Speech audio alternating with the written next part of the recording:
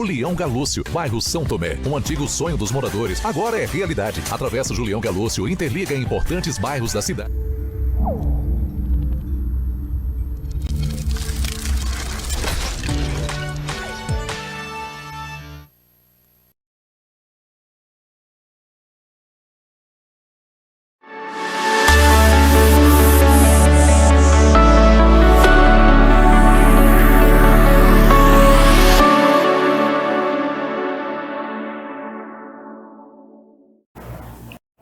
Bom dia, bom dia, bom dia, bom dia. Sejam todos bem-vindos a mais um programa Pleno com Rosane Fonseca, essa pessoa que vos fala.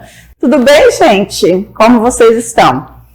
Enfim, eu estou bem, graças a Deus conseguimos entrar novamente ao vivo, né? Deu um pequeno probleminha de novo, mas é normal, a gente já está acostumado, né? E vocês já entendem isso e me aguardam. Hoje eu vou estar conversando com a doutora Cláudia Saigusa, diretamente de São Paulo. Ela que é psicóloga, advogada e escritora. Recentemente ela lançou o livro Geração Conectada, que vai falar um pouquinho sobre essa geração conectada, uma geração não só de jovens, né, mas de adultos, de adolescentes, de crianças. Ó, minha roupa é errada aqui, eu vou arrumando para todo mundo ficar bonitinho. Então, eu vou conversar, vou chamar a Cláudia. Já pronto, Thiago? Já posso chamar a Cláudia? Ela que é minha colega de profissão, uma psicóloga também. Oi, Cláudia! Bom dia! Tudo bem, Como vai? Tudo bem? É enorme estar com você. É um prazer estar com você poder ter me atendido hoje, né? A gente está aqui juntas nesse momento que é tão importante para que as pessoas sejam informadas, né? Falar um pouquinho sobre essa geração conectada, né, Cláudia? E o que nós, você principalmente como psicóloga, eu como psicóloga, mas também pais, educadores, precisam saber um pouquinho mais sobre esse cenário e o que a gente pode fazer. Eu vou deixar para você falar um bom dia para os meus telespectadores. Estou ao vivo aqui com você na Rede TV, na TV aqui em Itaituba, no canal 4.1, no YouTube da Rede TV e no meu TikTok aqui. O pessoal está assistindo também. Todos nós. Ainda mais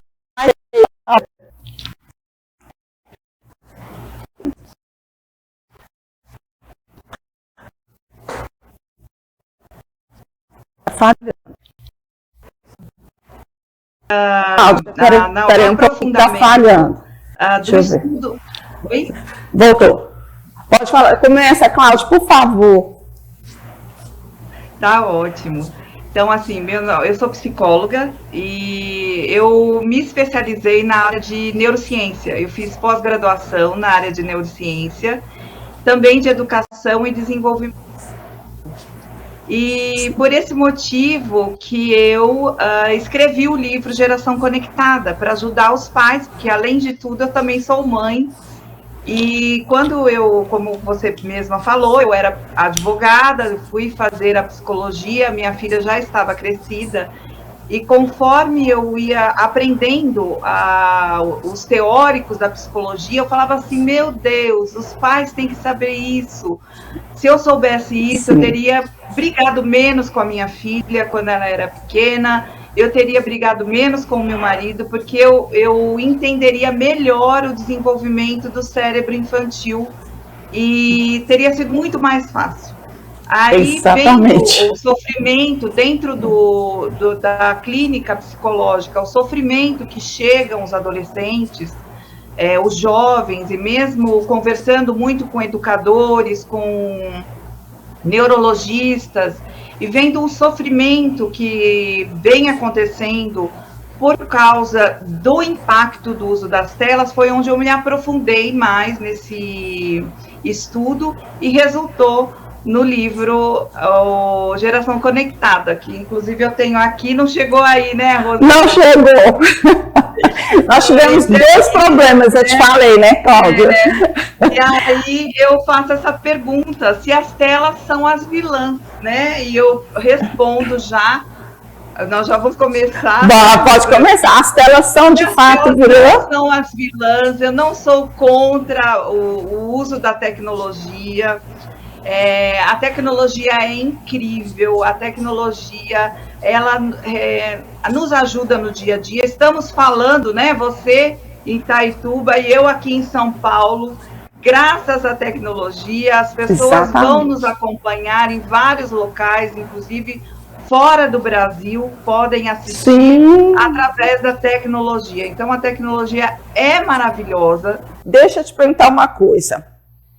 Hoje, dentro do consultório, como psicóloga, antes como advogada, qual a diferença que você encontra, né, nessa geração agora, atual, e uma geração mais antiga, como a minha, por exemplo, que estou aí para completar 56 anos, e que não tinha tanto acesso à tecnologia, tanto acesso à informação tão rápida, né?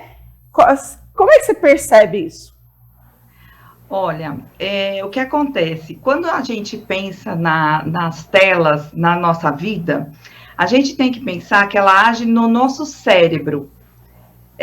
Então, muitas vezes, quando nós pensamos assim, nossa, estamos mais ansiosos, estamos com pânico, às vezes, o que eu costumo falar é assim, a gente tem que entender o funcionamento do cérebro para a gente poder tirar uma carga do nosso paciente, que chega muitas vezes se sentindo culpado por estar ansioso, culpado por estar deprimido, e é um cérebro que está sobrecarregado. Nossa geração, nós brincávamos, né? Nós tínhamos liberdade, uma liberdade hoje que essa geração não tem, né? Nós brincávamos na rua, nós brincávamos em grupo, e isso, enquanto nós estávamos brincando, o nosso cérebro ia formando conexões importantes para quando nós nos tornamos adultos. Por quê? Por exemplo, quando nós brincamos com uma criancinha pequena, de nomear objetos, nós não só estamos ajudando ela a desenvolver a linguagem, mas estamos também desenvolvendo a atenção dela. Se nós brincamos com ela de esconde-esconde, não só nós estamos trabalhando a memória dessa criança, como também ensinando empatia, para ela entender que existe outra pessoa, porque o bebê, quando ele nasce, ele é egocêntrico, o mundo é só deles, tudo é dele, tudo para ele, tanto que o Freud chama de Sua Majestade o bebê, porque o bebê não consegue entender que tem um outro, é na convivência que nós vamos tendo que o bebê, a criança, vai entendendo que existe uma outra pessoa. Então, quando eu estou brincando de esconde-esconde com ela, eu estou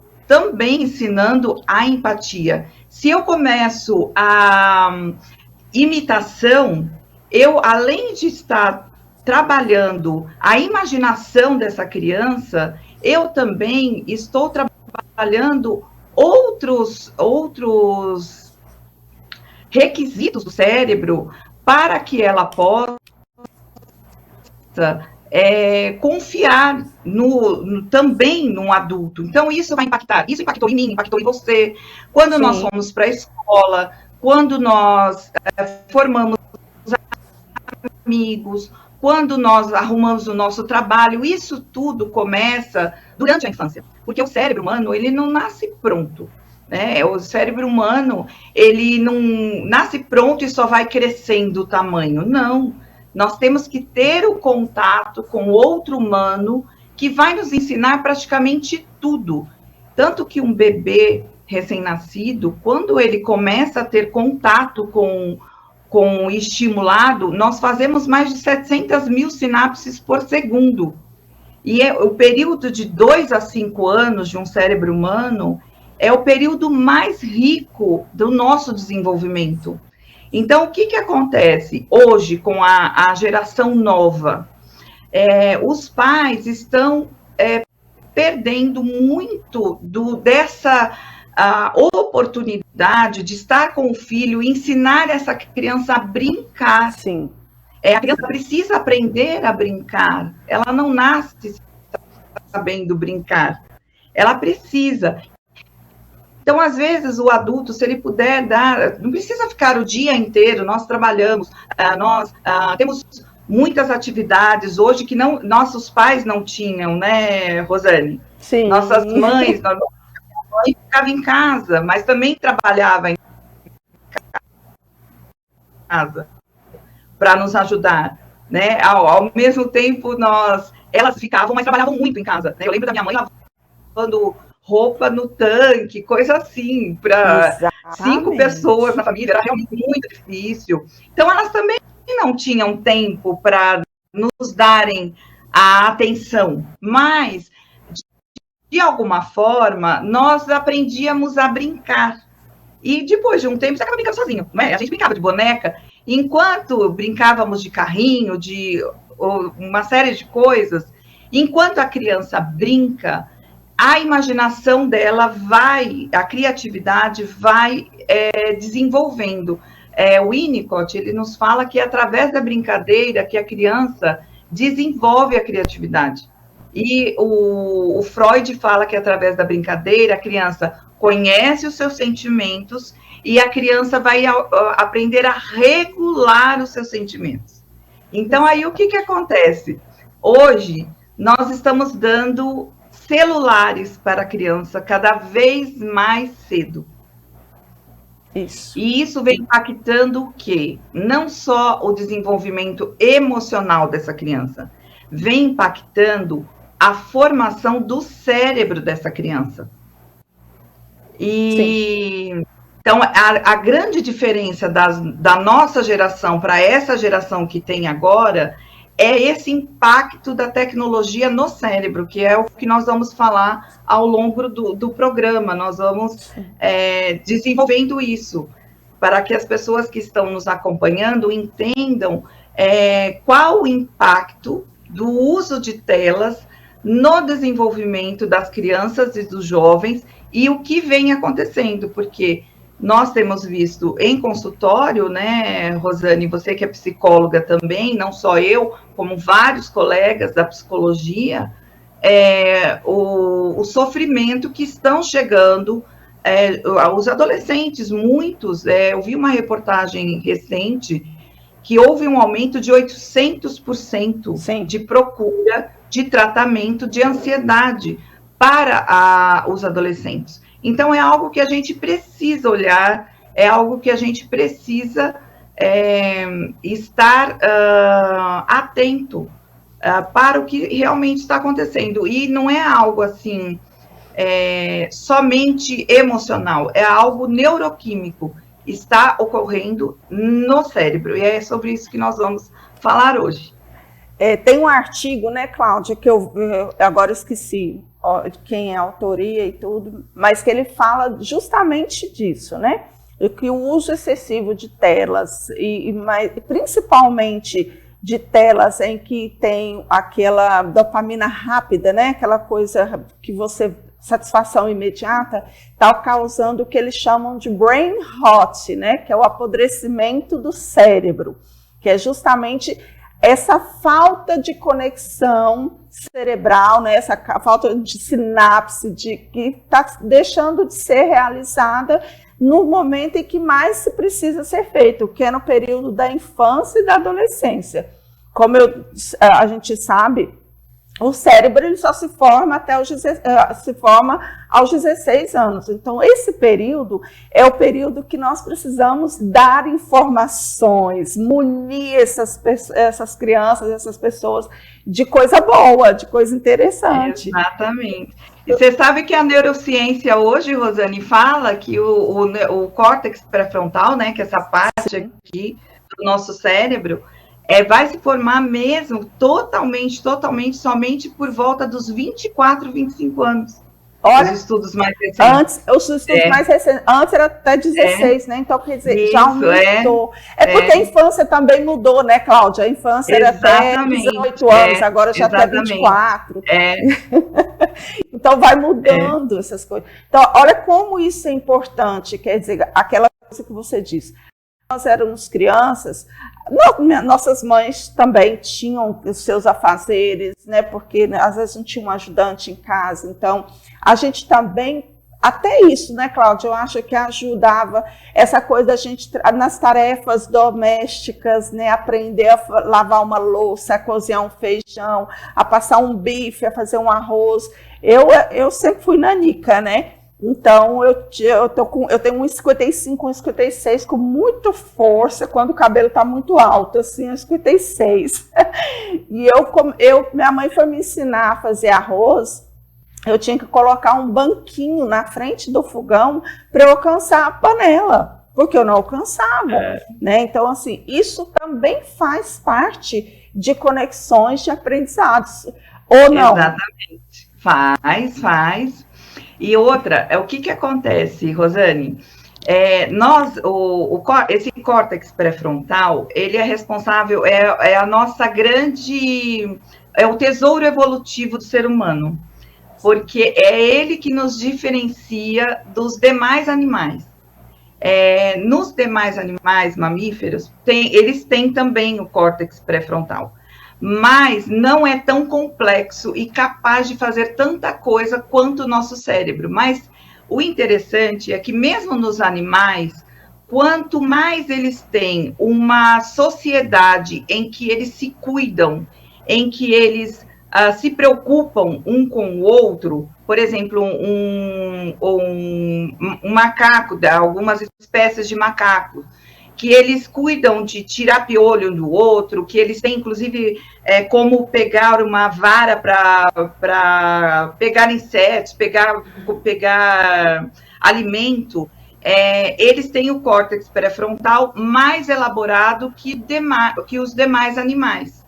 E isso, agora, o córtex pré-frontal do ser humano é algo assim fora do comum, só que ele precisa ser formado, ele não nasce pronto.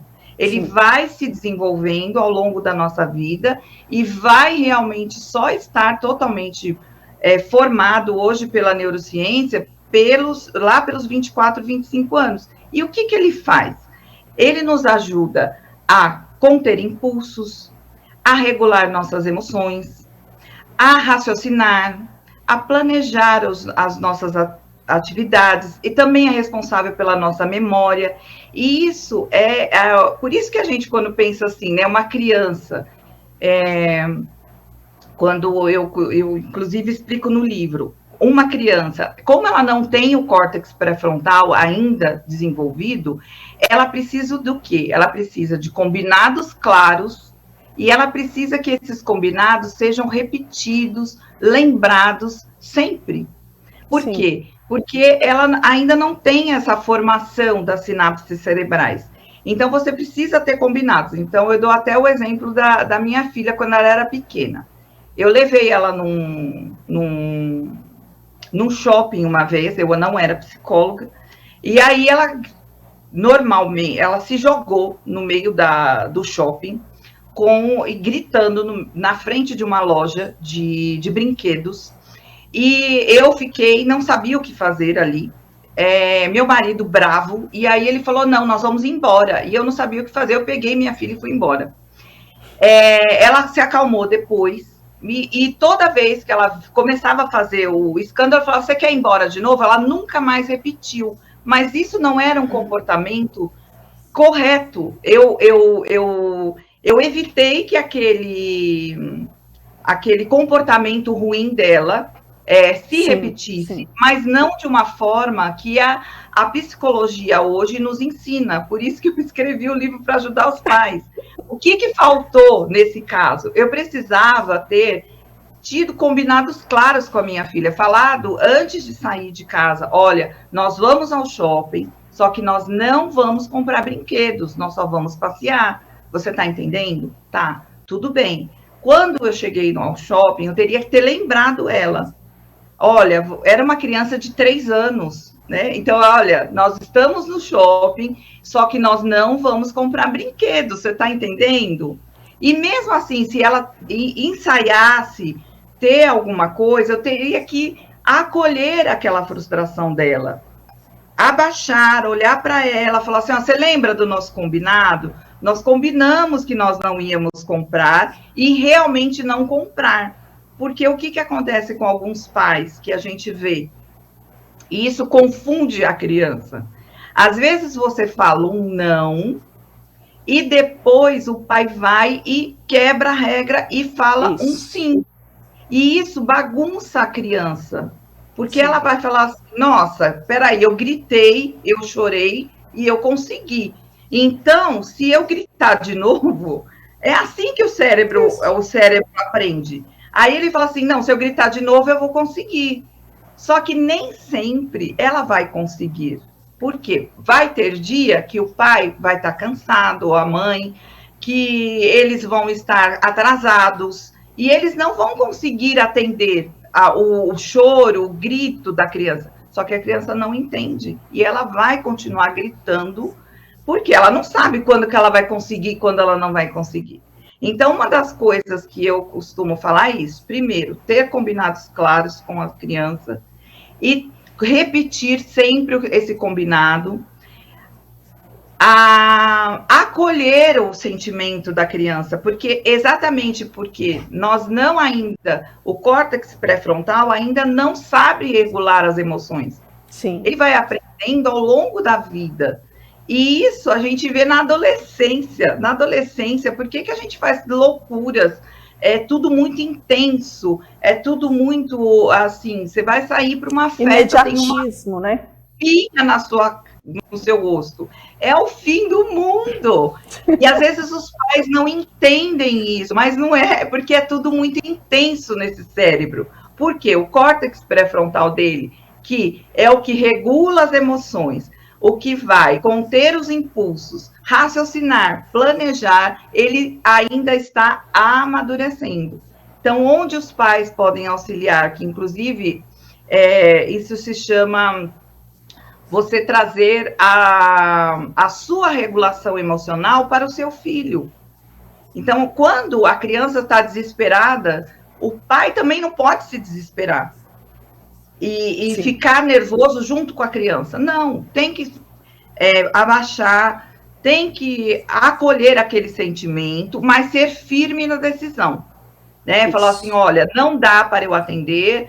Por exemplo, vamos imaginar, voltando à minha filha, que eu estava lá no shopping, que eu já tinha combinado com ela, e ela mesmo assim tentasse fazer o escândalo. Eu teria que manter a minha decisão, mas manter com carinho e falar, olha, eu entendo que você está triste, eu entendo que você está com raiva, eu entendo isso, mas eu não posso atender o seu pedido neste momento. E isso também nós levamos para a adolescência, né? De a gente poder abraçar o sentimento do adolescente, né? E a gente entender e tentar o que a neurociência nos fala é que nada regula mais uma criança e um adolescente do que o pai sentar para ouvi-lo e saber o que é que está se passando com ele. O que é que ele está sentindo e não tentar resolver tudo e só bloquear, não, explicar por que não pode ser feito, mas de qualquer forma, como eu te falei, Rosane, manter o não, isso é super importante. É o que eu falo aqui, Cláudia, também que eu falo sempre aqui, gente, a gente precisa aprender a frustrar nossas crianças, mostrar para elas que o mundo não vai ser só de sims, não, vai ter muitos nãos. Porque a hora que ela chegar lá em casa, só sim, sim, pode, é tudo permitido, que ela chegar lá fora e o primeiro não dela, ela vai surtar, ela vai deprimir, ela vai adoecer emocionalmente, isso é fato. Você falou, eu vou abrir um parênteses aqui, gente, que vocês não estão entendendo. Eu não sabia dessa história da Cláudia com a filha dela.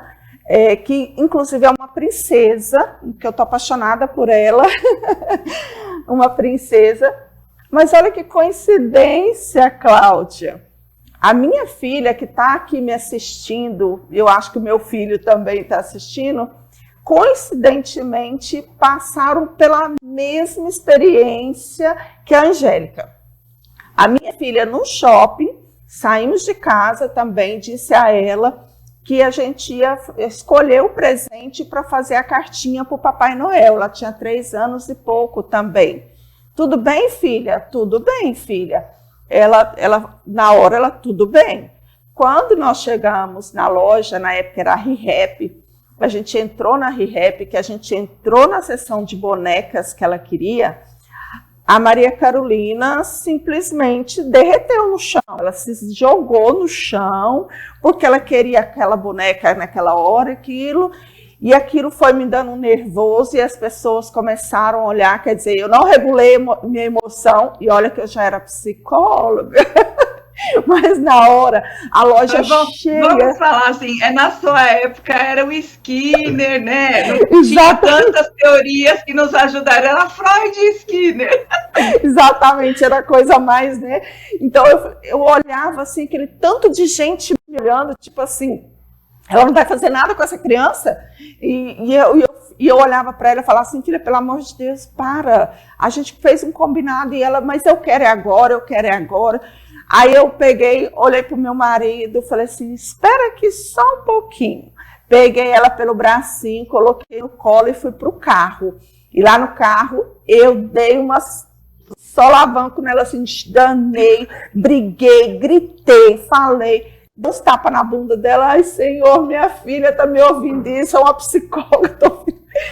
Mas naquele dia, eu realmente, eu falei assim, gente, o que é isso? Nós combinamos, pronto, aí voltamos, filha, podemos escolher o presente?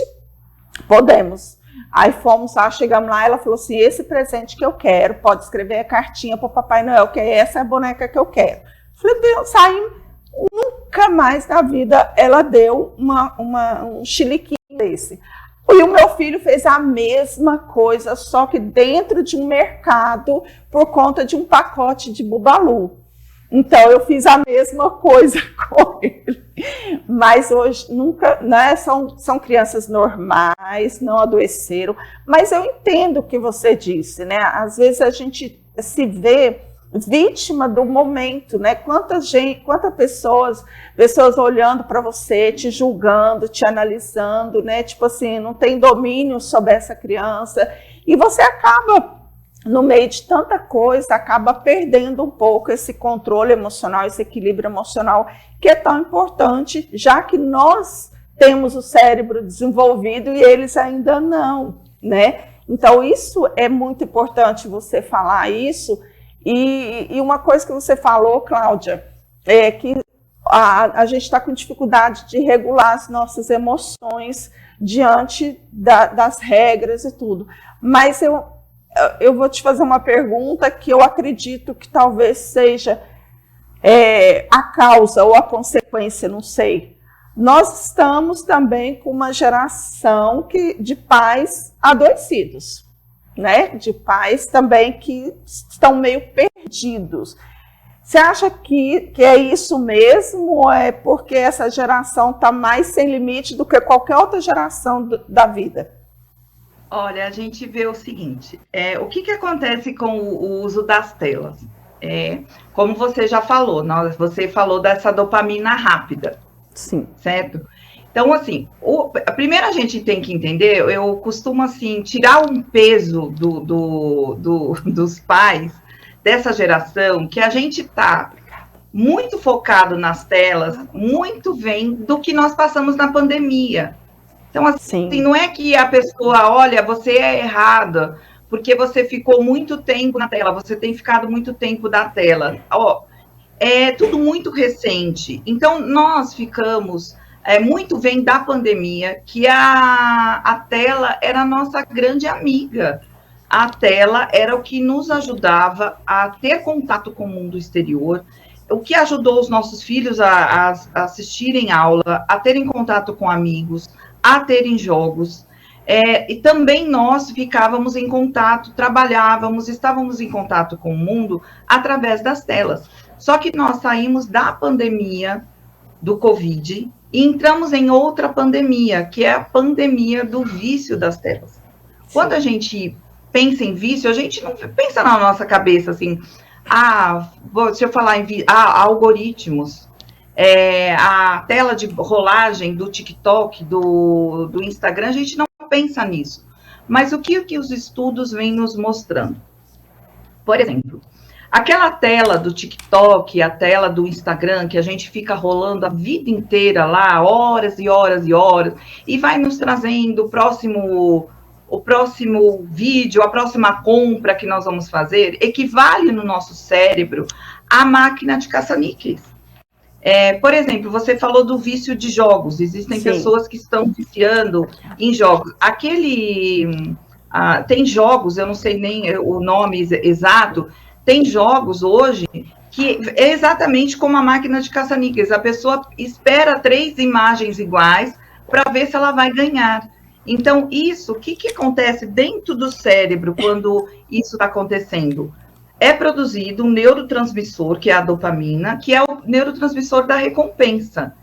Ele, evolutivamente, ele existe no nosso cérebro para quê? Para toda vez que eu tiver um esforço, o meu cérebro vai produzir a dopamina para eu ter uma recompensa por esse esforço. Então, vamos imaginar que eu faço um exercício físico, e daí é a dopamina saudável. Eu faço um exercício físico, a dopamina é produzida. Eu leio um livro, que é uma das coisas que mais ajudam na neuroplasticidade do cérebro, o nosso cérebro se desenvolver. Isso vai me fazer o quê? Eu li o livro, eu gostei, eu me tornei uma pessoa com mais conhecimento, e isso vai produzir a dopamina. Só que a dopamina produzida pela tela, que nos deixa ali preso pelaquela barra de rolagem, por esses jogos, ou mesmo pelo videogame, que toda hora está me dando um tipo de recompensa, ela é uma dopamina rápida, e ela é consumida muito rápida pelo cérebro. E eu vou querendo cada vez mais e mais produzir essa dopamina, e de forma que eu não faço esforço nenhum, porque a tela me entrega tudo pronto, eu não preciso fazer esforço. Assim como acontece em qualquer vício. Então, o que vai acontecendo? Nós vamos ficando viciados. E para agravar as coisas, nós temos os algoritmos. O que os algoritmos fazem? Eles querem nos ver o máximo possível com o consumo na tela. Porque a nossa atenção vale dinheiro. Pessoas estão ganhando dinheiro com o tempo que nós estamos ficando ali na tela. Então, o que acontece? Oi, desculpa, Rosane. Você falou muito dinheiro. Muito dinheiro. Então, assim, o algoritmo, ele sabe quanto tempo eu fico num vídeo, ele sabe o que eu estou vendo, se eu comecei a assistir algo e parei, e se eu curti. Então, o que ele vai fazer? Ele vai me trazer semelhanças. Então, a partir do momento, ele sabe que eu gosto de jogar, por exemplo, ele vai me mandar um monte de jogo. Eu gosto, por exemplo, vamos pensar num adolescente, entrei num vídeo de sexo, ele não vai me entregar ele vai entregar inúmeros vídeos de sexo. E isso vai acontecendo o quê com os nossos filhos? E conosco também, adulto. Isso vai moldando o nosso jeito de ser, vai moldando o nosso cérebro. E nós estamos vendo o que dentro dos adolescentes e mesmo de crianças? Desde que o iPhone foi lançado, ele foi lançado no ano de 2007. E rapidamente ele ganhou as casas. Né? Para a gente ter uma ideia, Rosane, o telefone normal, ele demorou 200 anos para se popularizar. O iPhone, e que depois vieram os demais smartphones, né, com outras marcas, em 10 anos ele já estava na maioria das casas do mundo. E aí o que vai mostrando as curvas? Conforme das pesquisas. Essa curva vai subindo da entrada dos smartphones nas casas, e junto com ela vai subindo o número de crianças e jovens com autoestima baixa, com ansiedade, com depressão, com aumento de violência, com vício em sexo, com automutilação e com suicídio, aumentando. Sim. Por quê? Porque além de nos manter muito tempo, essa dopamina vai nos mantendo cada vez mais. Então, vamos imaginar uma criança que fica, às vezes, 8 horas nas telas. Foram feitas, inclusive, ressonâncias magnéticas em jovens que ficam muitas horas em mídias sociais. Foi visto através das ressonâncias magnéticas que a parte do cérebro, que é essa parte da recompensa, estava hiper desenvolvida. Em compensação, a parte do cérebro que seria da regulação emocional, que a gente falou, do conter impulsos, de raciocinar, de planejar as ações, da memória, da empatia, que é tudo do córtex pré-frontal, estavam menos desenvolvidas, são prejudicadas. O desenvolvimento dessas partes do cérebro. Então, quando nós olhamos, isso não está acontecendo somente com jovens e crianças. Eles são mais atingidos, por quê? Porque o córtex pré-frontal deles ainda está em formação. Mas nós também estamos, muitos adultos, ficando muito tempo na tela.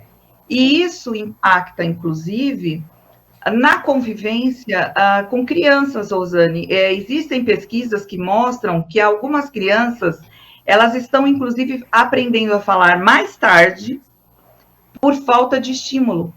Porque os pais ficam tanto tempo no celular, ficam tanto tempo na tela, que eles não interagem com os filhos. E isso a gente tem que entender que não é falta de vontade, é um cérebro sobrecarregado. É um cérebro que está... nós passamos pela síndrome do cérebro, do pensamento acelerado. Um cérebro que está pensando muito rápido, e ele, o que nós achamos? Como ele quer produzir mais dopamina, às vezes nós achamos que enquanto nós estamos na tela, nós estamos descansando o cérebro. E nós não estamos descansando o cérebro. Nós estamos sobrecarregando ainda mais esse cérebro.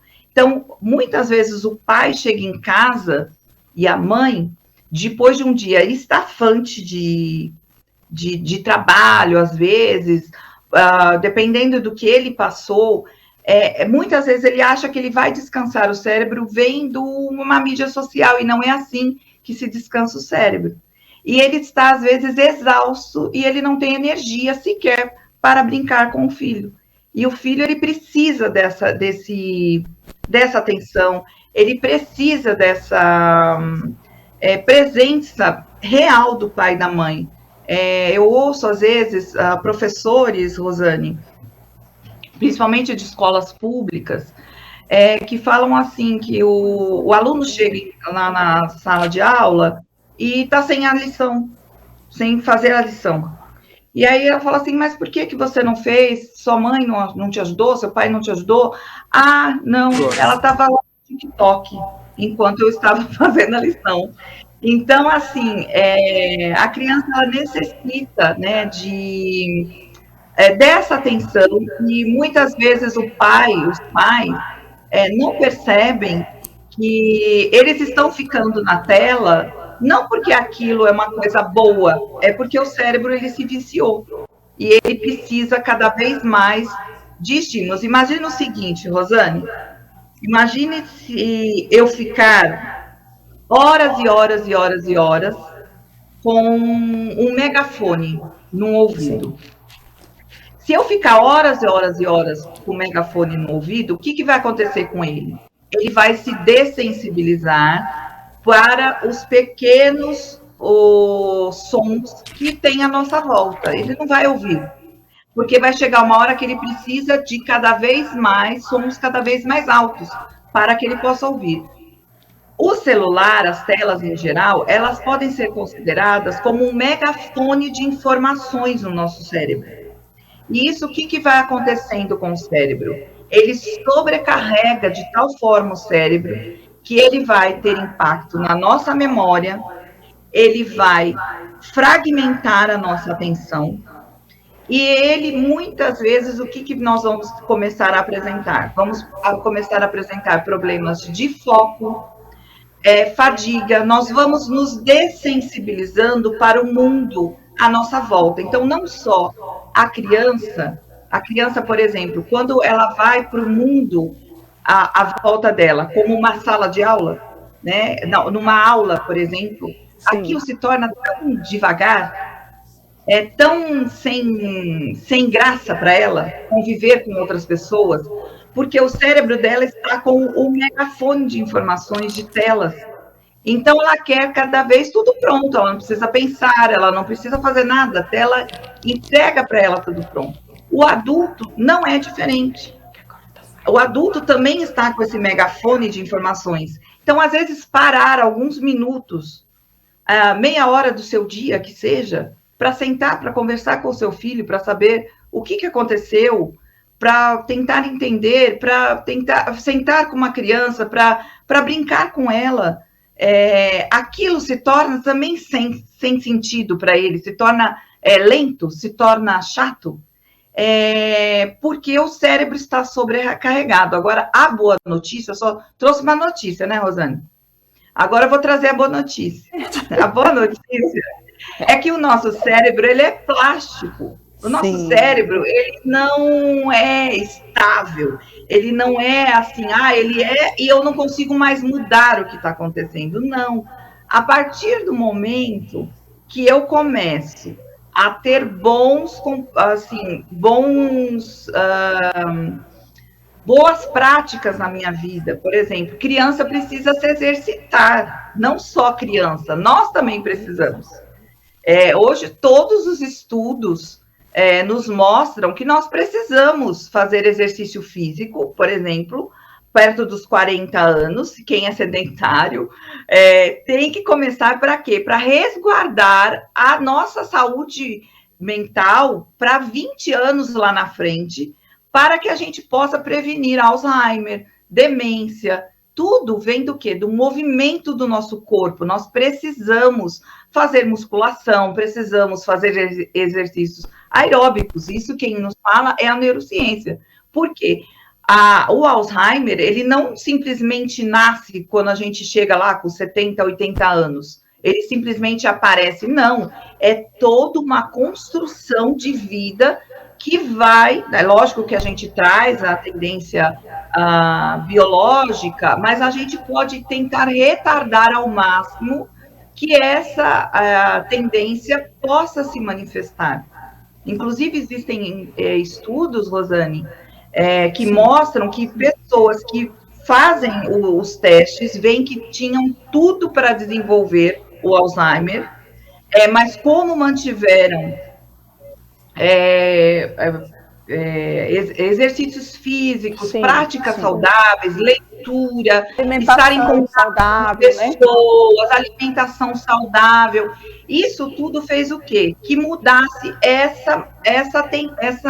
esse registro genético que ele tinha de desenvolver o Alzheimer. E chegam lá na fase de idade avançada com muita saúde, não só física, como mental.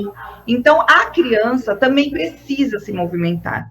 Ela precisa brincar. Teve um caso, inclusive, Rosane, que me chamou muita atenção, de uma criança que a mãe falava assim, nossa, ela na época estava com uns 3 anos. Assim, ela vive irritada, vive brigando, vive frustrada, né? Como você falou, não aceita nada, tudo ela se joga no chão. E aí nós fomos vendo que, na verdade, ela ficava muito tempo na tela. Sim. Muito tempo. Na época, essa menina, a mãe fazia faculdade e ela chegava muito cansada, ela trabalhava e fazia faculdade, chegava muito cansada. De final de semana, ela achava que como a menina ficava na escola, era o suficiente. E ela estava tão cansada que ela não brincava, ela não levava a menina para brincar. Eu até perguntei para ela, não existe nenhum parque perto da sua casa? Daí ela até falou, não existe, está ao lado da minha casa. Ela tinha um parque ao lado da casa dela e ela não levava. E aí foi orientado, ela levou, e essa criança se desenvolveu de forma saudável, hoje não tem as crises de frustração, ela agora já está maior, já consegue ir na escola, já, porque o que acontece na escola, Rosane? Não só na escola, mas também com os adultos. Eu converso muito, como eu falei, com professores e com pais. Não, e da neurociência também. Assim, da neurociência, o que os médicos me falam? Os adultos chegam lá e falam assim, olha, doutor, eu estou com um problema de foco, né? Porque é exatamente o que eu falei. O que acontece? Muita tela prejudica a atenção, que fragmenta, e também sobrecarrega a memória. Não consigo lembrar, estou com problema no meu trabalho, me dá um remédio aí para eu conseguir focar mais. Caminho. Eles falam que 90% dos casos, aproximadamente, não é caso de TDAH, que é o transtorno de déficit de atenção e hiperatividade. Uhum. É caso de o cérebro sobrecarregado. Sim. No caso das crianças e dos jovens, o que vai acontecendo com esse cérebro que se dessensibilizou, né? Que estava lá com o megafone de informações, se dessensibilizou para o mundo real. Quando ele vai para a sala de aula, aquilo está super chato para ele, está desestimulante, e ele apresenta muitas características, inúmeras características do transtorno de déficit de atenção e hiperatividade. São muito parecidas, muito. Sim. Não consegue focar, não para para aprender, mexe tudo, e em muitos casos não vem a ser o transtorno de déficit de atenção e hiperatividade, é excesso de uso de tela, que era o caso dessa menina. A partir do momento que, a boa notícia que eu falei, que muda o controle, né, que muda o foco, né, o direcionamento, vamos assim dizer, né? Muda o direcionamento, você consegue fazer o seu cérebro ter outras práticas saudáveis, ele vai construindo novos caminhos dentro das nossas conexões cerebrais e ele para de ser esse cérebro super estimulado, né? Um cérebro super estimulado, um cérebro acelerado, que normalmente vai dar problema também no sono, né? Não sei se você vê muito nos seus pacientes, Dani, né? Problemas de insônia. Eu vejo casos, inclusive, de professores falando de alunos que deixam o celular carregando embaixo do travesseiro. Sim. E aí, o que vai acontecer com esse aluno? Ele vai acordar à noite, e é lógico que ele vai mexer no celular, e isso vai prejudicar o sono dele. Não dormindo direito, o que acontece com o nosso cérebro? Nós não fazemos a limpeza, que é feita uma faxina no nosso cérebro quando nós dormimos, e além disso também a memória não se consolida. Então, aí ter todas as características de TDAH é muito comum, Rosane. Eu não sei se você tem visto isso dentro do seu consultório. Então, você tocou no assunto que às vezes eu falo aqui e eu fico um pouco receosa de falar, porque principalmente por a gente estar numa cidade de interior, né, apesar de ela ser uma cidade muito grande, mas é uma cidade de interior e que ainda tem aquela questão de algumas, como disse, assim, de algumas crenças, uma cultura, alguns valores diferente do que a gente vivencia nos grandes centros. O que eu falo muito aqui e que a gente sabe o que está acontecendo, né, porque A gente não está falando do nosso achismo, a gente está falando baseado no que a gente estuda, no que a gente lê, né? Eu adoro ler esses artigos que saem falando sobre isso, principalmente sobre adoecimento mental, adoecimento infantil. O que eu vejo, e aí você vai me dizer se você compartilha dessa ideia, o grande número de laudos de TDAH e TEA. Você tocou num ponto aí, que é justamente essa questão da criança que está demorando mais tempo para falar, que está demorando mais tempo para interagir, uma criança que se irrita com muita facilidade, uma criança que não tem a capacidade de se relacionar com outras pessoas, preferem ficar no isolamento, né?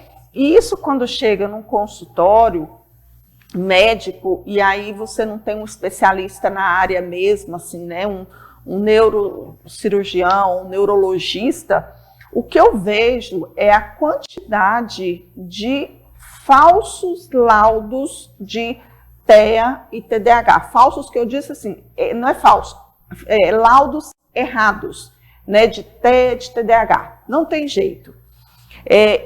Porque assim, você disse, na nossa época, a mãe tinha lá seus 4, 5 filhos, 3 filhos, e tinha que fazer as coisas, então ela gritava, ela, corre menino para cá, sai menino daí, pega menino assim. Então, interagia, falava com essas crianças de uma forma ou de outra, ela acabava aprendendo a falar. E às vezes ela reproduzia a fala igualzinha à mãe. Não faz isso, menino, né? Não. Por quê? Porque aprendeu a verbalizar o que ela estava ouvindo. Hoje, a criança está ali super estimulada por meio das telas, mas ela não está superestimulada para falar, porque ela só está ouvindo, ela só está absorvendo, mas ela não consegue uma hora de contato com o pai para falar sobre isso, com a mãe sobre isso, porque a hora que o pai chega também, ele também vai para a tela. E aquilo que a gente fala, que como é importante, como é necessário a questão do ócio produtivo, né, que é aquele tempo que você fica sem fazer absolutamente nada e está tudo certo. Hoje não, você ficar sem fazer nada é porque você, o que é isso? A pessoa é preguiçosa, ou você se culpa de não estar fazendo nada, fala assim, nossa, enquanto aqui não estou fazendo nada, fulano está estudando, fulano está isso, fulano está gerando conteúdo, está produzindo. Gente, o nosso cérebro é como uma máquina que quando desliga tem que fazer manutenção de vez em quando, tem que fazer limpeza, né? Tem que desligar. Seu computador, de vez em quando, você não tem que mandar para uma formatação, para uma limpeza, porque ele está sobrecarregado de informações desnecessárias, né? Que no computador é cookie, pop-up, essas coisas, essas trem tudo. Então vamos tirar, vamos levar, vamos fazer uma limpeza cerebral. A gente precisa disso, a gente precisa parar, a gente precisa fazer com que nós tenhamos tempo para fazer o que você falou agora, a faxina cerebral. A gente precisa disso, e sem culpa, e sem medo, né? Simplesmente a gente fazer. Então, assim, no meu consultório, eu vejo, né? E eu já estava vendo isso na época de Brasília, quando eu atendia pessoas adultos que tinham sido diagnosticados com TDAH e pela simples conversa, assim, entrou no consultório e falou o que estava sentindo, o que estava acontecendo e já recebeu um laudo, entre aspas, ali, né? Um diagnóstico ali na hora de que, olha, eu acho que você tem TDAH. E de repente já medicou, como você disse, alguns já chegam pedindo realmente a medicação, né?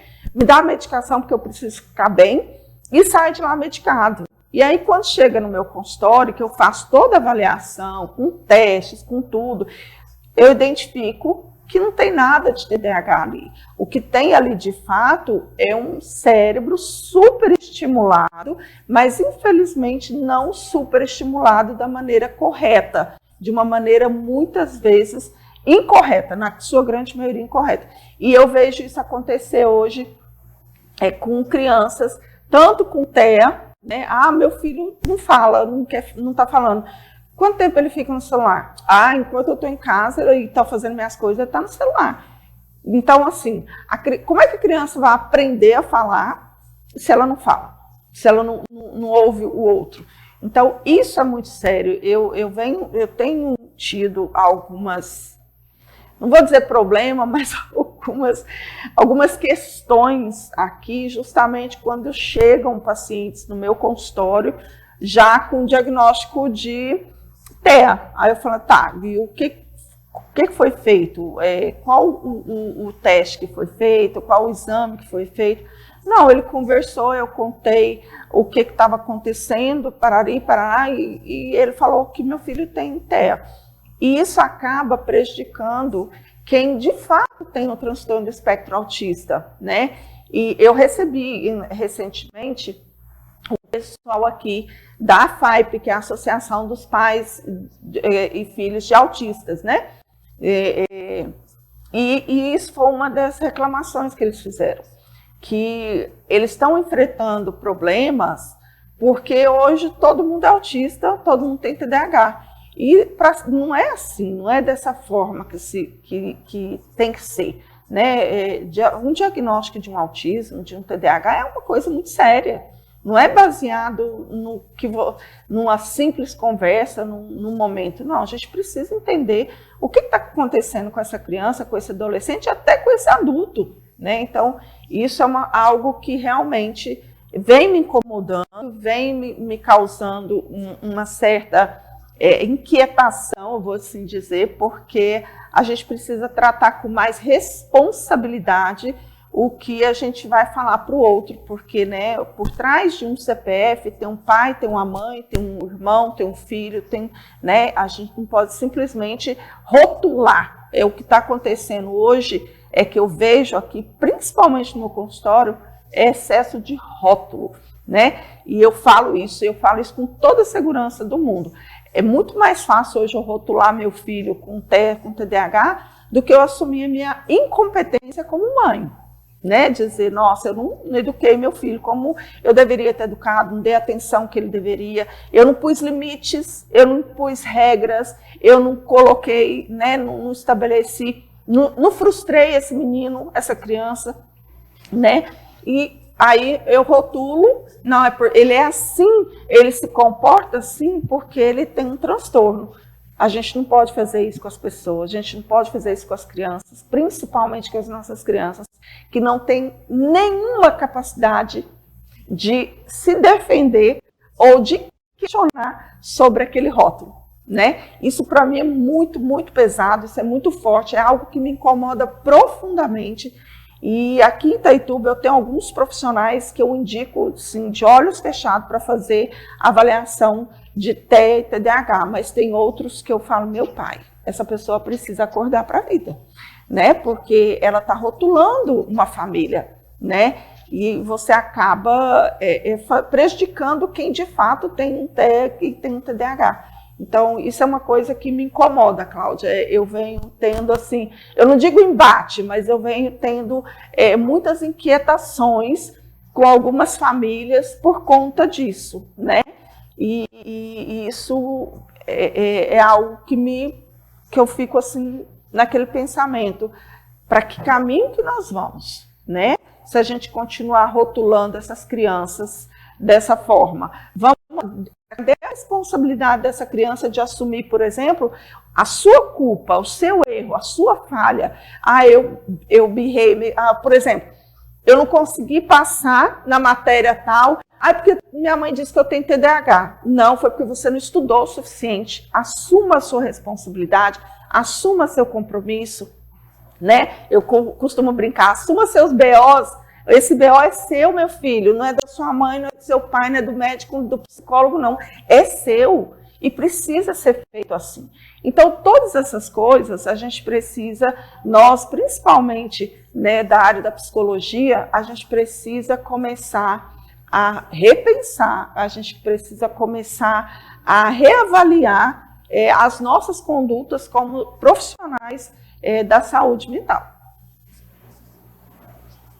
Recentemente eu falei com Recentemente eu falei com uma pediatra de um posto de saúde e ela comentou exatamente o que você está chamando a atenção, Rosane. Ela falou de uma menina que tinha mais ou menos uns 5 anos e que foi ser consultada, e ela falava com a menina, e a menina não respondia nada para ela. Era como se ela não existisse ali, é como se ela tivesse alienada dentro do consultório da médica. E aí ela achou que poderia ser um caso de TEA, né, que é o transtorno do espectro autista. E ela chamou a psicóloga, e aí a psicóloga era uma psicóloga que fez o estudo e viu que não, que era excesso de uso de telas. Sim. E aí elas orientaram a avó, que era quem cuidava da menina quando ela não estava na escola, e essa menina começou a brincar, porque assim, nós temos que entender que a tela, ela é um vício, então nós não temos como conscientizar uma criança, olha, não usa, você não, a gente efetivamente tem que tirar do alcance da criança, né? Sim. Por exemplo, uma criança, o que a Sociedade Brasileira de Pediatria nos fala? Que até 2 anos o ideal é não dar a tela para criança nenhuma.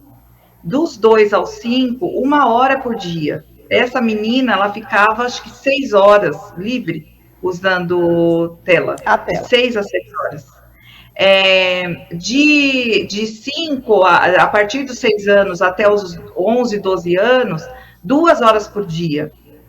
E sempre com supervisão, né, Cláudia? Sempre com supervisão, porque existe muita coisa perigosa nas mídias sociais.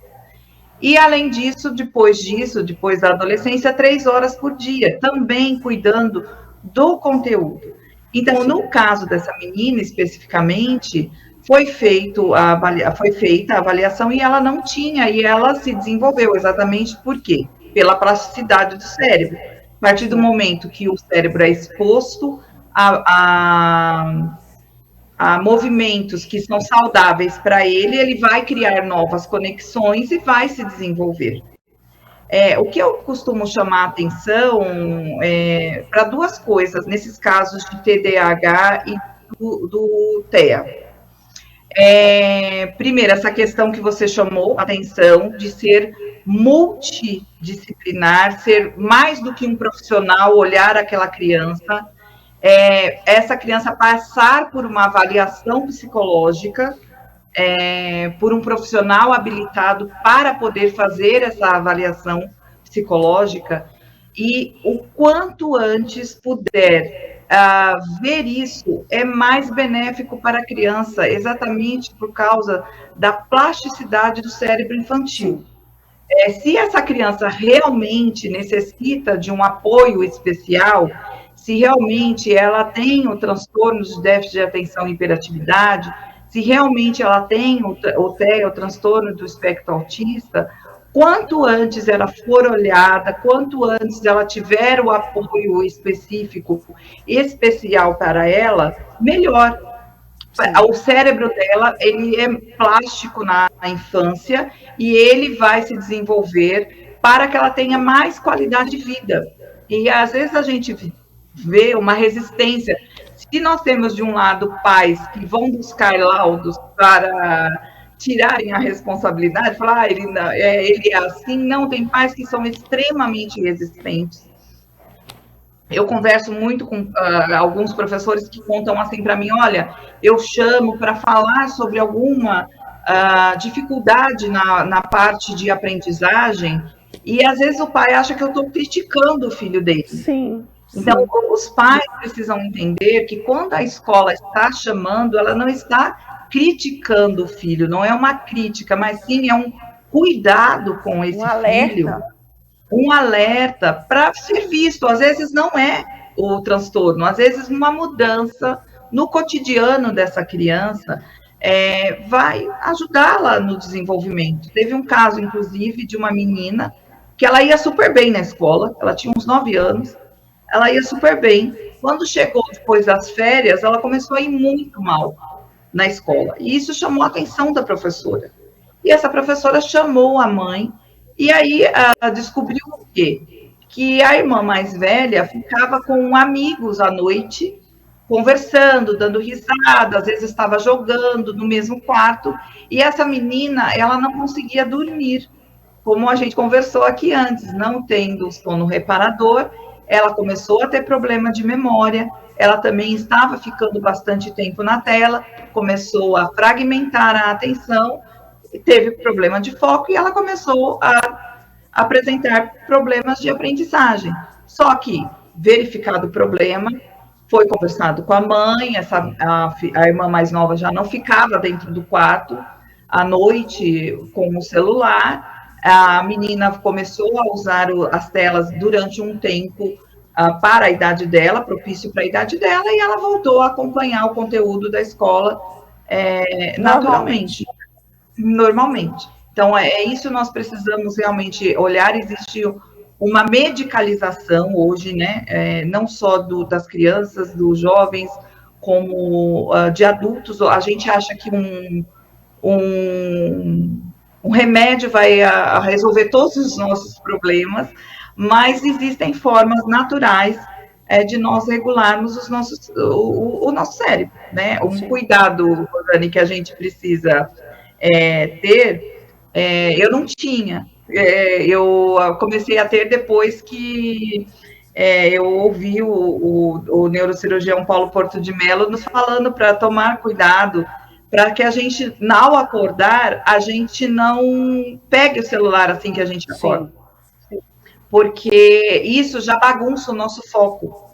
Então, para nós darmos pelo menos meia hora para o nosso cérebro, para que ele possa acordar efetivamente, aí depois disso a gente vai e pode pegar o celular. Sempre lembrando da quantidade de horas que a gente vai ficar, né? E só também que a gente faz exatamente o contrário, né, Cláudia? A gente levanta... eu acordava e eu já pegava. O nosso despertador é o nosso celular hoje, né? A gente acaba... mas assim, ele fala assim, para não ficar já nas mídias sociais, sabe? Sim. A gente pode até pegar o celular, tudo, mas não ficar já acordei e já vou para as mídias sociais. Isso já bagunça o nosso foco. Além disso, à noite a gente parar de ver vídeos, essas coisas, 1 hora antes, pelo menos antes de dormir, para que o cérebro desacelere e, assim, tirar o celular por uma criança, tirar de perto, porque ele vai pegar o celular de madrugada, sim, se ele acordar. É inevitável. E essa tela, que é a tela do celular, ela bloqueia em 50% a produção da melatonina, que é o hormônio que nos faz dormir. Então, assim, se ela já está com isso, acordou e pegou o celular, aí que não dorme mesmo, né? Aí começa a estimular, engana o cérebro, como se tivesse de dia, e isso prejudica. Então, eu achei muito oportuna você trazer essa sua experiência, que o que eu estou ouvindo de você, eu ouço de outros colegas na psicologia. Acho que nós estamos vivenciando isso de modo geral, de realmente existir uma medicalização, uma rotulação a TDAH, né? E isso pode trazer consequências para aquela criança, aquele adolescente, ou mesmo aquele adulto, para a vida toda, né? Transtorno do espectro autista, né? O que é isso? Primeiro que pensar em qualidade de vida, são modos do cérebro funcionar. Isso não quer dizer que a pessoa não terá um futuro. Eu conheço pessoas maravilhosas que têm o laudo efetivo de TDAH. E isso, temos pessoas que são muito famosas, que são muito bem-sucedidas na vida, com transtorno do espectro autista também, né? Pessoas que têm o transtorno do espectro autista e que são pessoas que fazem muito bem para as pessoas, estudos maravilhosos. Então, isso não quer dizer que, não, meu filho tem ou não tem o transtorno do espectro autista. Não, mas nós precisamos ver. Porque se a criança não tem o transtorno do espectro autista, ou não tem, no caso do TDAH, que é dado um medicamento para ajudar essa criança no foco, por que nós vamos medicar essa criança? Se ela pode desenvolver esse foco de forma saudável, por que nós precisamos dar esse medicamento para ela? No caso, por exemplo, nós temos visto também, né, Rosane, caso de ansiedade, principalmente Demais. no jovem. Muito, né? Demais. Você tem visto também bastante? É o que a gente fala aqui, né, Cláudia? Essa geração de hoje, ela tem tanta facilidade, ela consegue lidar com tanta coisa que eu não ainda, né, mesmo sendo super conectada, antenada, ligada nessas coisas, eu não consigo ainda entender de tudo, mas elas são incapazes de lidar com o término de namoro. Um término do namoro é motivo para começar aí uma automutilação, uma depressão, uma ansiedade, um isolamento, né? Então, assim, tem tanta informação importante, né? Tá ali carregada de informações super necessárias e super importantes, mas não consegue lidar com coisas pequenas, com coisas mínimas, que na nossa época a gente chorava ouvindo aquelas músicas internacionais, e a gente chorava horrores por conta do término do namoro, né? Mas no outro dia estava tudo bem, estava tudo certo. Hoje, esses jovens, por conta de um término de um namoro, entende que é o fim do mundo, acabou a vida deles ali. A vida deles se encerrou naquele momento. Então, como que a gente ajuda essas pessoas, sabe? E você disse aí, nós temos tantos profissionais, a gente não está dizendo aqui, porque você foi diagnosticado com TEA, com TDAH, que você menos, não. Nós temos profissionais, aqui no Brasil, nós temos o Dr. Rossandro mesmo, ele foi diagnosticado com TDAH, e ele fala disso abertamente, né? Quando eu ouço os podcasts dele, ele fala disso abertamente, e ele trabalha isso, e ele entende isso como uma questão, mas não como um limitador para ele. Não é um limitador. E o que a gente vê na grande maioria das pessoas que recebem um diagnóstico de TDAH, e às vezes um diagnóstico até errado, é que, pronto, meu mundo caiu, né, a Maísa? Meu mundo caiu, né? Então acabou. Então, assim, aquela coisa. E não é por aí. Nós temos aí o Messi. O Messi foi diagnosticado com transtorno do espectro autista. Olha aí, um dos melhores jogadores do mundo, se não do mundo, né?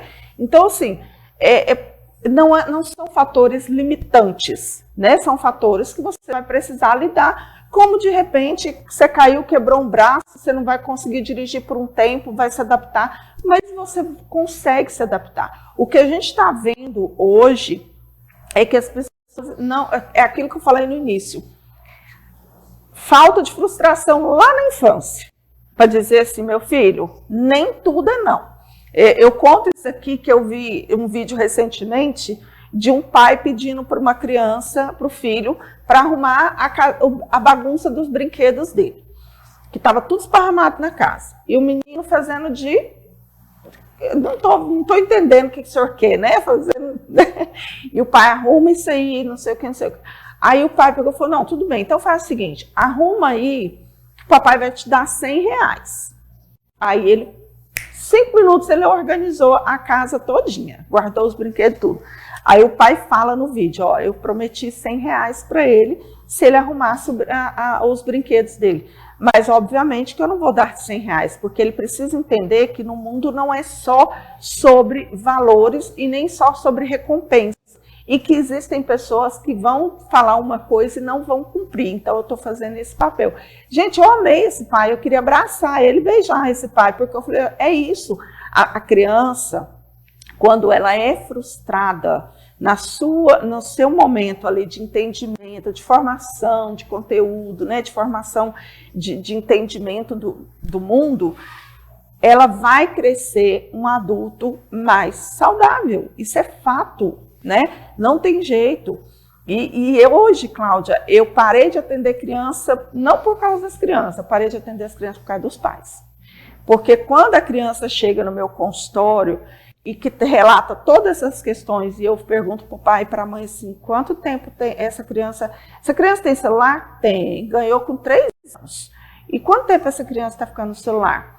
Ah, ela fica no celular o tempo todo. Enquanto está ali, ela só para dormir e para só também comer e às vezes nem cola e deixa um videozinho passando. Ela não está nem vendo o que ela está comendo. Ela nem enxerga o que ela está comendo. Né? Ela não se alimenta, ela come. E eu falo assim, então, a partir de hoje é 0 tela. E eu sou do radical mesmo, é 0 tela. A primeira semana, 0 tela. Ah, mas o que eu vou fazer? Eu falo, primeiro, ela vai ficar estressada, sim. Ela vai ficar irritadíssima.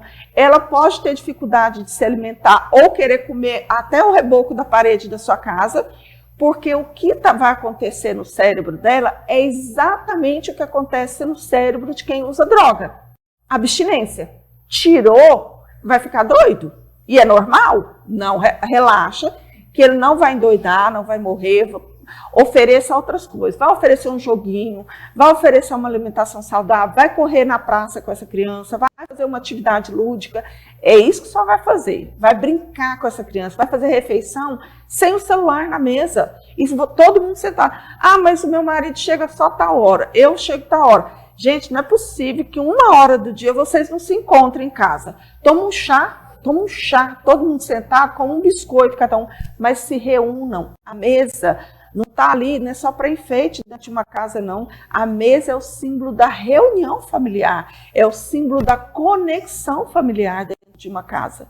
E a gente precisa disso. Então, eu sou um pouco... meus irmãos costumam dizer que eu sou uma psicóloga às avessas, porque eu sou meio radical. Né? Eu não costumo passar muito a mão, não. Eu vou logo no cutuca ali a ferida ali com vontade mesmo.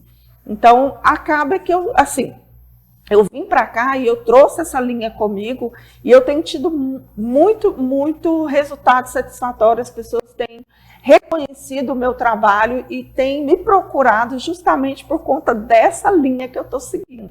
Então, e eu mantenho, e eu vou manter porque é nisso que eu acredito, né? E não é porque eu sou assim, não, é porque eu estudo, eu leio sobre isso, e a leitura e a literatura está aí para dizer isso que eu estou praticando. Então, voltando, quando você fala do adolescente, né, Rosane, que realmente hoje eles têm maior dificuldade de trabalhar com a frustração do Sim. que nós tínhamos na nossa época. Então, assim, primeiro lembrando que exatamente o córtex pré-frontal não está desenvolvido, então já tem a dificuldade de conter impulsos, de regular emoções, de planejar o que vai fazer, né? Sim. E o que acontece hoje? Eles têm uma exposição exacerbada a um mundo que não é um mundo real, é um mundo que ele é todo editado. Você vai eu vou publicar uma foto, eu não gostei do meu cabelo, vou mudar o cabelo. Achei que meu braço muda o braço. Edita, tá gordo aqui, edita. Vou muda a cor do olho, muda não sei o quê. Então, é um mundo, primeiro, que não é real, é um mundo em que eles são bombardeados o tempo todo com imagens, com pessoas indicando o que eles têm que comprar, o que eles têm que fazer, o que eles têm Sim. que ser. Outro dia, eu não era nem adolescente, eram meninas de 8 anos que levaram para a escola produtos de cuidado da pele, porque uma influencer tinha colocado que era importante usar. Então, assim, imagina, crianças de 8 anos se preocupando com o cuidado da pele. Isso, né? Então, assim, nós vamos vendo, é uma geração que muitas vezes eles vão colocando um patamar de que eles têm que alcançar, que vai se tornando inalcançável, porque é uma perfeição que não existe. Então, não existe. Onde vem essa sobrecarga emocional e onde eles não conseguem trabalhar com aquilo, como se fosse uma panela de pressão, e onde vem a automutilação, porque rompeu um relacionamento. Hoje em dia, você não tem um relacionamento só para você, é um relacionamento relacionamento que o mundo tem que saber.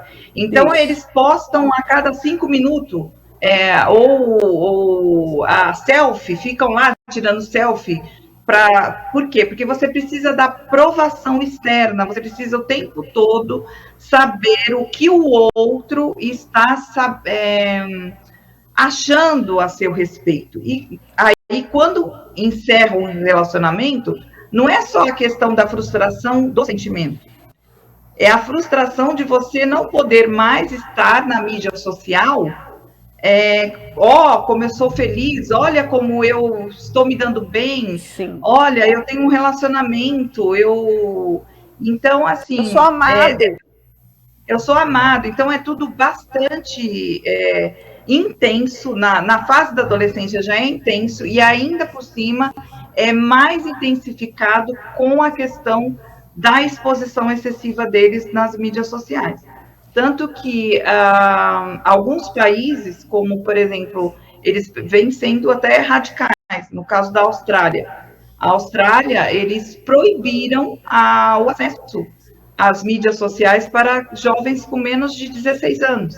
A Irlanda também, recentemente, a Suécia. Isso, eles estão fazendo, né? Sim. A Suécia, inclusive, eles estão fazendo um trabalho para conscientizar os pais, para que eles usem menos tela, para que eles possam entender que eles estão prejudicando os filhos. Mas eu entendo, Rosane, que isso é uma questão social. Não é só de conscientização dos pais, mas vai ter que existir, vão ter que existir lei que regule, inclusive, essas empresas que fazem de tudo para nos viciar em telas. Elas precisam, de alguma forma, responder. E muitas vezes vai ter que vir a lei de lá para poder proteger as pessoas. Eu não sei se você, Rosane, mas quando você era criança, você tomou biotônico Fontoura? O quê? Quando você era criança, você tomou biotônico Fontoura? Demais. Então, só que ele fez efeito agora, né? Tardiamente. Não, ele tinha teor de álcool. Sim. Né? Ele tinha álcool Então, assim, não bastava só conscientizar os pais, falar assim, olha, não dê o biotônico Fontoura para os seus filhos, porque o biotônico Fontoura tem álcool. Não, teve que vir uma lei da Anvisa e proibir deles colocarem o álcool nos ingredientes dele. Sim. Então, eu acredito que é tudo muito recente, né? A gente está fazendo esse trabalho de conscientização dos pais, né? Que é preciso controlar não só o tempo de uso das telas, mas também controlar o que os filhos estão olhando. É necessário estar no olho do filho, porque nada protege mais um filho, tanto do mundo real, do que ele vai enfrentar, seja de um término de namoro, seja de uma frustração qualquer, inúmeras coisas que ele pode enfrentar na vida, seja do mundo real ou do mundo digital, que vai protegê-lo mais do que o vínculo que ele tem com o pai e com a mãe, ou se não tem os dois, ou com quem criou, ele precisa ter o vínculo com alguém. Então, isso é o que mais vai proteger tanto esse jovem quanto essa criança do que ele vai enfrentar na vida. Exatamente a questão de precisar ser frustrado, né, Rosane? Precisa ouvir o não, precisa manter o não. Essa criança precisa brincar. Esse jovem, uma coisa que eu chamo bastante atenção, Rosane, que às vezes a gente faz, com todo o amor do mundo, a gente erra na condução dos nossos filhos, porque a gente não tem a compreensão empática que fala o Carl Rogers. Né? Como nós falamos agora, eles vivem um mundo muito diferente do mundo que nós vivemos. Sim. Eles vivem um mundo de uma exposição constante, de uma comparação constante, em que eles estão o tempo todo sendo vistos por pessoas que eles sequer sabem que existem e que podem estar olhando eles, vendo quem eles são. Então, muitas vezes os pais, quando eles vão conversar com os filhos, eles colocam no lugar do filho o jovem que ele foi e tenta resolver o problema do filho. Só que nós precisamos entender que nós precisamos olhar ao outro, mas sobre o ponto de vista do outro. E a gente dar oportunidade para o nosso filho se mostrar como ele realmente é, as dores que eles estão passando, o que eles estão vivendo, e acolher e fazer ele pensar, né? Por exemplo, você não acha que se você fizer de outra forma pode ser diferente? E não simplesmente levar para eles como se fosse uma receita de bolo, como se você tivesse a solução para o problema dele, porque ele pode não se sentir nem visto e nem ouvido pelos pais. E aí o que vai, ou para quem cuida dele, e aí o que pode ir acontecendo? Ele vai criando uma distância, um distanciamento, e ele já não vai se abrindo mais, porque ele não é ouvido e nem visto. E a gente faz isso com todo o amor do mundo, com toda a boa vontade, porque a gente quer ter um filho forte, porque a gente quer ter um filho que decida, a gente quer ter um filho que tome à frente das coisas, e muitas vezes nós, com toda essa boa vontade, nós sufocamos quem realmente é o nosso filho e não damos chances para que eles possam, para que ele possa se mostrar. Então, eu vejo assim, que eles têm muito mais desafios hoje, né, Rosane, que na nossa época, porque na nossa época o nosso grande comparador era o espelho. O Henry Fallon, ele fala do signo do espelho, né? Que o adolescente, quando ele começa a se desenvolver, ele vai para frente do espelho e fica se olhando, né? E se comparando, se estranhando, porque é um novo corpo que começa a se desenvolver ali, é uma nova personalidade, uma nova pessoa que surge. Só que hoje, os jovens, ele não é só o espelho que ele olha, ele está olhando a tela do celular e ele está querendo ver quem que é que está analisando ele, quem é que está olhando para ele. E eu vou além, Cláudia. Eu vou, como você disse aí, né? A questão do relacionamento, né? Que não, é um relacionamento que acaba não sendo a dois. É um relacionamento a 8 bilhões de pessoas, né? Porque todo mundo pode ver o que está acontecendo ali. Então, e às vezes é um relacionamento que é raso, né? É um relacionamento que você não tem a intimidade que você deveria ter com o seu parceiro, porque você está ali vivendo em cima de, eu não vou falar nem máscara, eu vou falar em cima de filtros. Né, o filtro do coraçãozinho que pula ali, o filtro do love in the air ali, né, que a gente brinca e tudo, mas é um relacionamento em cima de filtros. E aí o primeiro problema de fato e de direito, né, que concreto que aparece, não está pronto para isso, não está pronto porque não tem um filtro para tampar esse problema, não tem um filtro para camuflar esse problema, né? Não aprendeu a lidar com isso. E vivem à base, por exemplo, se eu posto uma coisa com o meu namorado, indo numa viagem, a coleguinha que não foi na viagem já cobra, olha, fulano foi na viagem, por que você não me leva numa viagem assim também? Por que você não faz assim? Gente, são coisas diferentes, são relacionamentos. Eu não quero viver o igual, eu quero viver a minha exclusividade do meu relacionamento com o meu marido, com o meu namorado, com o meu filho, com o meu parceiro.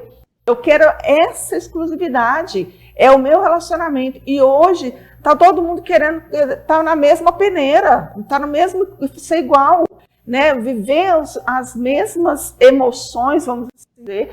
E não, nós somos feitos de emoções diferentes, nós somos pessoas diferentes, nós temos momentos, cultura, valor, tudo diferente, mas a gente quer se equalizar, né? Todo mundo tem que ser, se ele vai, eu também tenho que ir. Se ele faz, eu também tenho que fazer. E não é por aí. Às vezes o que é bom para ele não é bom para mim. Às vezes o que ele pode, eu não posso. E a gente tem que aprender a lidar com isso. A gente tem que aprender a entender o nosso papel dentro dessa sociedade, que não é o mesmo papel. Eu sou psicóloga, você é psicóloga, mas a gente exerce papéis diferentes, né? Apesar das nossas similaridades, inclusive em relação a questões de filhos, né? Que a gente vivenciou com 3 anos e pouco, mas nós tivemos experiências diferentes, tratamentos diferentes, momentos diferentes, e que a gente tem que entender que isso faz parte da nossa essência. Então, não dá para eu pegar a sua essência, Cláudia, e querer colocar, aplicar na minha vida, que isso não vai dar certo.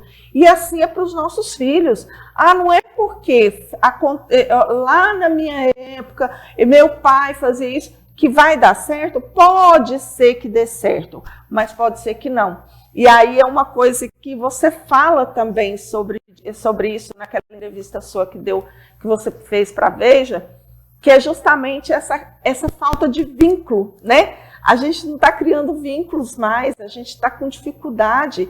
O pai está dentro de casa, a mãe está dentro de casa, mas fisicamente, mas emocionalmente, cada um vive no seu mundo, né? As pessoas estão reunidas, mas não estão unidas, né? A gente vai para um barzinho, para se encontrar, mas a gente não se encontra, porque cada um está com o seu celular, está conversando com uma pessoa diferente, está fazendo algo diferente.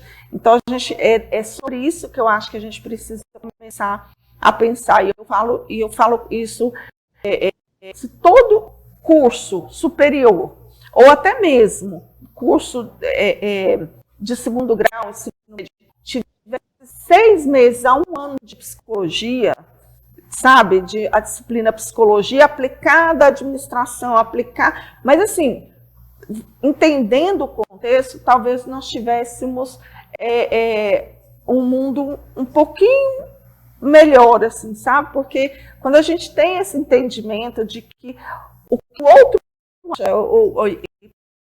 é do outro, não é nosso, né? E a gente vive a nossa essência e não a essência do outro, a gente lida melhor com as nossas questões do dia a dia. A gente consegue estabelecer vínculos e relações mais concretas, menos rasas, que é o que a gente está vivendo hoje.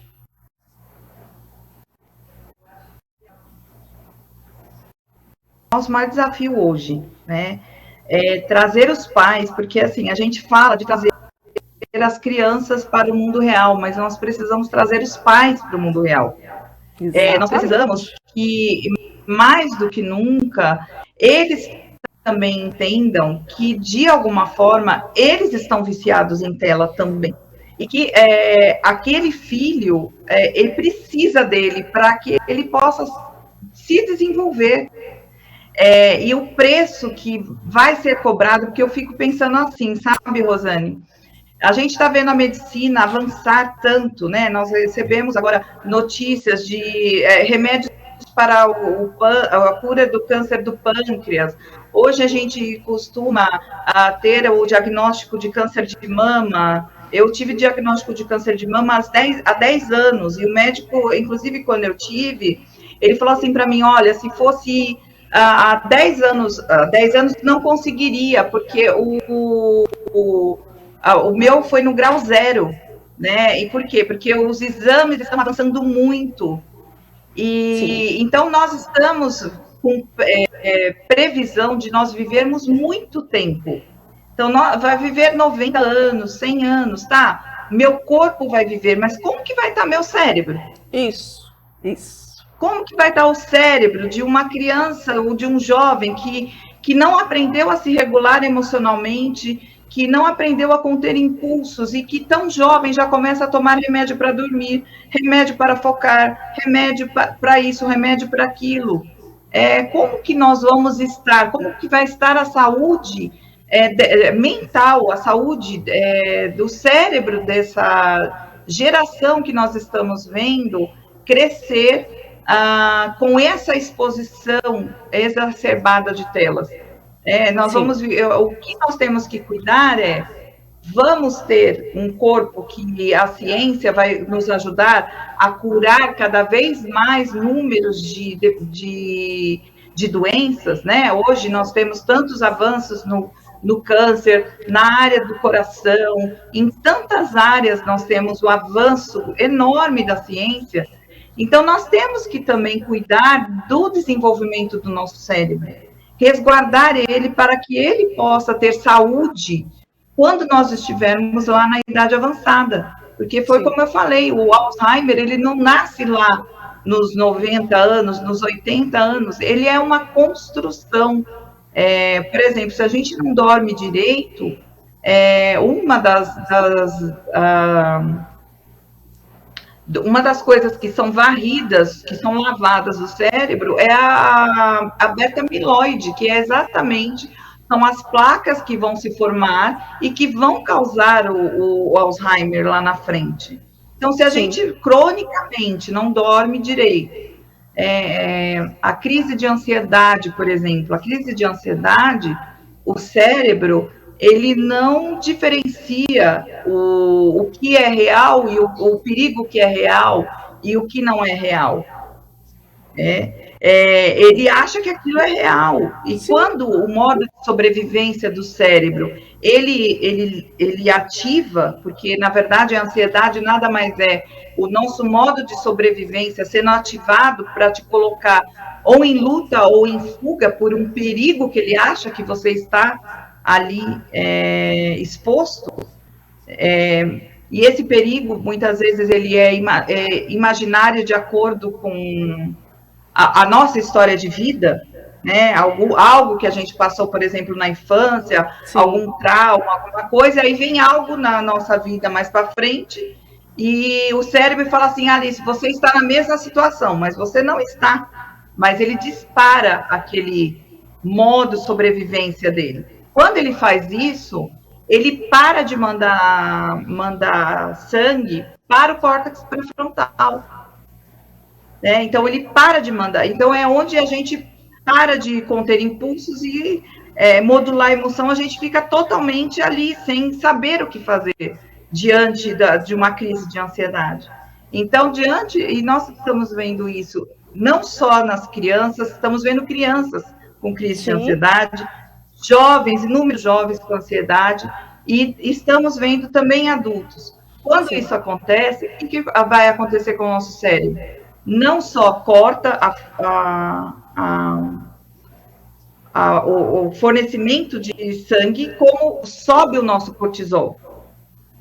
Né? Então, o cortisol, que é o que vai fazer vai nos ajudar a ficar lá em alerta. Só que se eu fico muito, muito tempo em alerta, isso vai nos prejudicando, eu não vou dormindo, o cérebro está sempre ali ativado. Isso prejudica a nossa saúde. Então, a gente tem que fazer exercício de respiração, né, Rosane? Você faz exercício de respiração? Muita.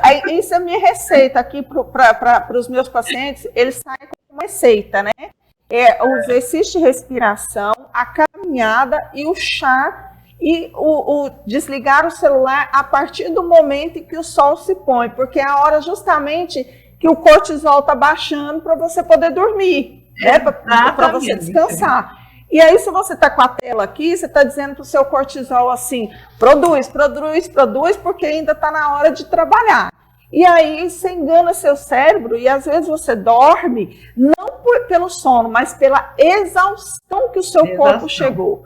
E aí, você acorda de madrugada, assustado com o celular ali, e aí você fala assim, aí no outro dia se levanta cansado, estressado, angustiada e com muito mais chances de ter crises de ansiedade. Muito mais chance.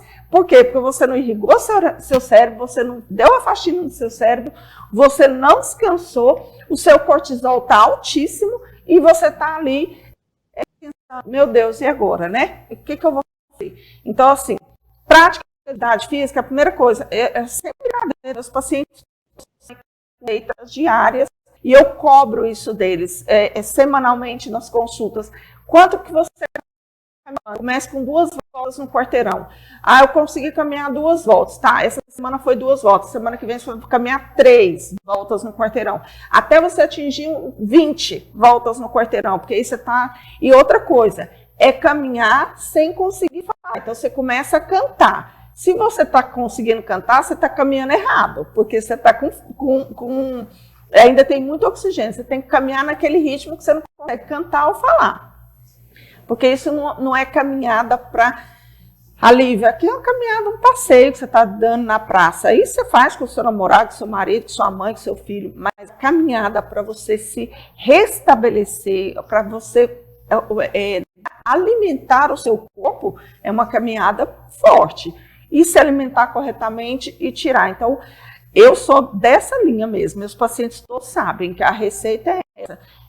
Pegou o celular de manhã, vai controlar o uso do celular, já que você trabalha com o celular, que precisa do celular, mas a hora que o sol se pôs, encerra, o seu cortisol precisa começar a diminuir, porque senão você não vai dormir.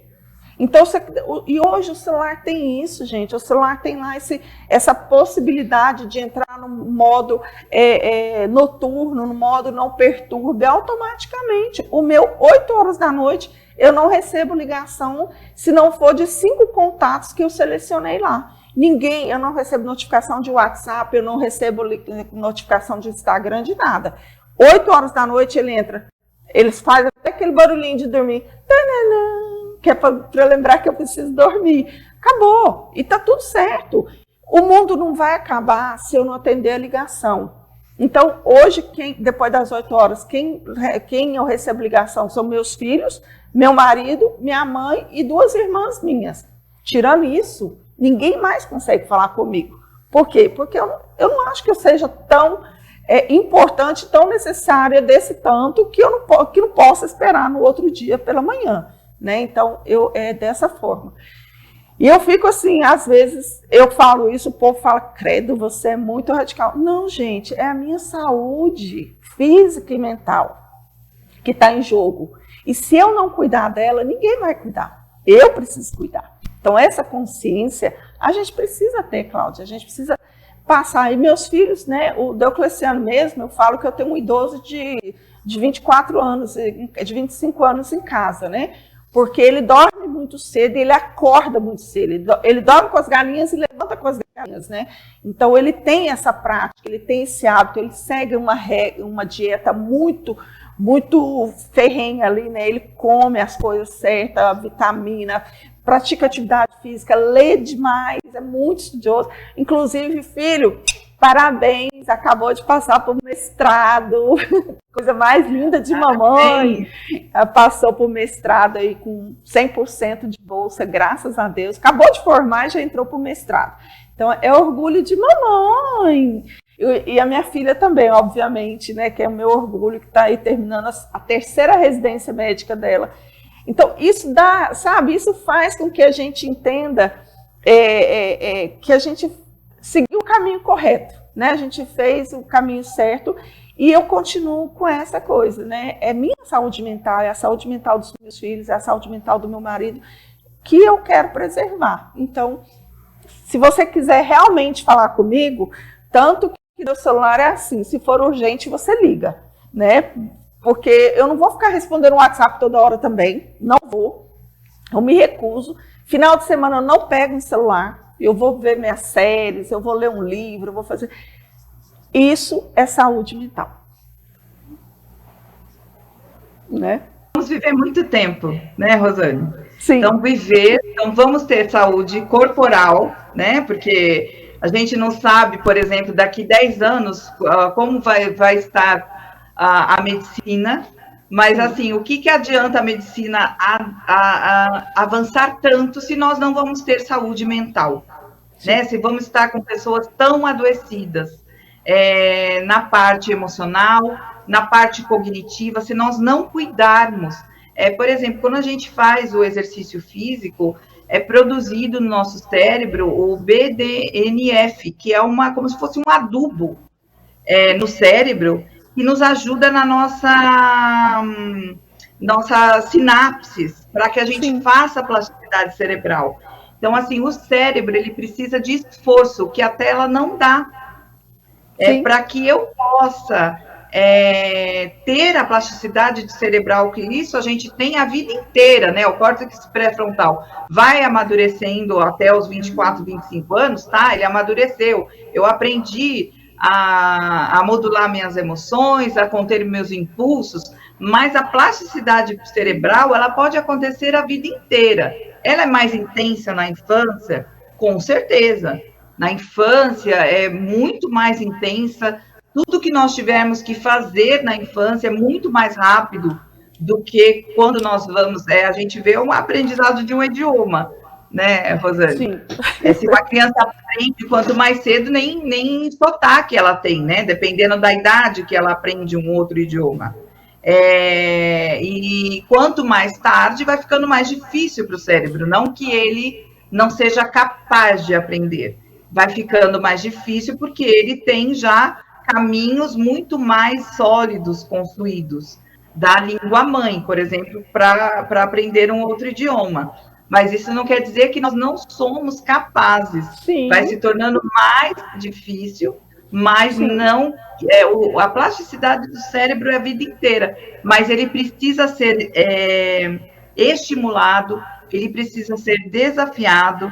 E o que eu gostaria de falar para quem está nos acompanhando é que, assim, não espera a vontade, né? Porque muitas vezes a gente fica esperando a vontade para a gente fazer as coisas. E o cérebro, ele funciona diferente. O cérebro, ele funciona assim, você age primeiro, e aí depois ele vê que ele conseguiu algo bom, e aí ele te motiva a continuar. Isso. Então, assim, se você esperar de manhã você ter, aqui em São Paulo, por exemplo, Rosane, está fazendo muito frio. Aqui não calor. Né? Então, aqui está fazendo muito frio. Então, se a gente esperar acordar de manhã, falar assim, nossa, que disposição para fazer exercício físico, a gente não faz. Então, nós precisamos agir. Eu tenho que forçar e vou para a academia. Depois que eu estou lá, daí eu vou fazendo movimento, aí a dopamina ela é produzida e eu Sim. vejo o resultado, que nós vamos ver no resultado como o corpo vai melhorando, nós vamos nos movimentando melhor, vamos melhorando os nossos índices do sangue na idade que a gente está, né, Rosane? Controlar, falar, nossa, tá boa a glicemia, tá boa, o colesterol tá bom, tá melhorando. Exatamente. E aí vem a motivação para a gente continuar.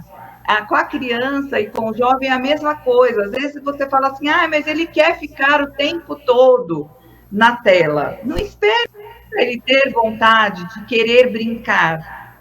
A gente precisa ensinar o cérebro deles a brincar, né? Sim, então, sim. assim, vamos começar, depois que a gente começa, ou mesmo a leitura, pega um livro muito legal com o seu filho, não fala assim, vamos ler o livro inteiro, porque o cérebro também, quando a gente dá alguma coisa muito grande para ele vai falar assim, não, isso é muito difícil, eu não quero.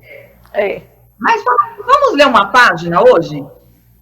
Sim. Vamos ler? E aí você lê, e ele vai se acostumando com aquilo e vai criando novos hábitos. Então, cria a sua motivação.